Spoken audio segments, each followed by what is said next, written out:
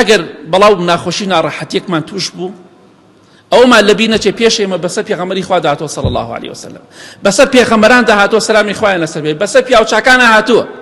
ئەگەر لە وڵاتی خۆت دەریان کردی، لە شوێنی خۆت دەریان کردی، زوڵمیان لێ کردی، ئەو بزانە پێش تۆ ئەو حاڵەتە بەسەر پێغەمبەران داهاتوە سەلامی خوای لەسەر بێ. موسا سەلامی خوای لەسەر بێ دەربەدەر بوو، ئیبراهیم سەلامی خوای لەسەر بێ دەربەدەر کرا لە دەستی نەمرود، چەندەها پێغەمبەر سەلامی خوایان لەسەر بێ. خۆشەویستی خوایش صلی الله عليه وسلم لە شاری مەکە دەرکرا، ڕۆشت، خوای گەورە فەرمی بڕۆ تەواو، وڵاتی خۆی وەتەنی خۆی بەجێهێڵا، نیشتمانی خۆی بەجێهێڵا. بۆیە کاتێک کە ڕۆیشت چوە بەرزایەک لای کردەوە، سەیری مەکەی کرد، فەرمی ئای چەندە پاکی، چەندە وڵاتێکی پاکی، چەندە شارێکی پاکی،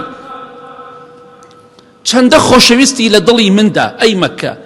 واللهی ئەگەر قەومەکەم منیان دەرنەکردایە قەت لە تۆ دەرنەئەچووم، قەت لە غەیری تۆ جێگیر نەدەبووم، بەڵام قەومەکەم دەریان کردم.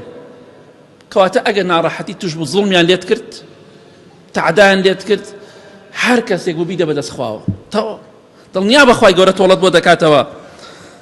سەحابەکان ڕەزا و ڕەحمەتی خوایان لێبێت تەعەزیب دران، دەربەدەرکران لە شاری خۆیان، مەکەیان بەجێهێڵا. ئیمامی بوخاری ڕەزا و ڕەحمەتی خوای لێبێت لە غەریبیان مرد، بوختیانیان بۆ کرد، دەربەدەریان کرد، هەر لە غەریبیا بە خەم و خەفەتەوە مرد.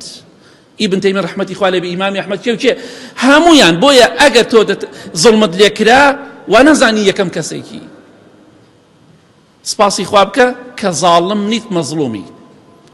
بۆیە ئەمانەی کە باسم کرد، ئەوەی ئەمڕۆ باسم کرد، ئەوەی ئاگادار بین کاتێ بەڵای مصیبەتێکمان تووشە بێ وا نەزانی خوا ڕقی لە ئێمەیە. پێش تۆ خۆشەویستانی خوا تووشی بووە، تۆش سپاسی خوا بکە، ئینشاڵڵا خوای گەورە ئەجر و پاداشتێکی گەورە بۆت دەستنیشان دەکا و پێشت دەبەخشێت لە ڕۆژی قیامەتە.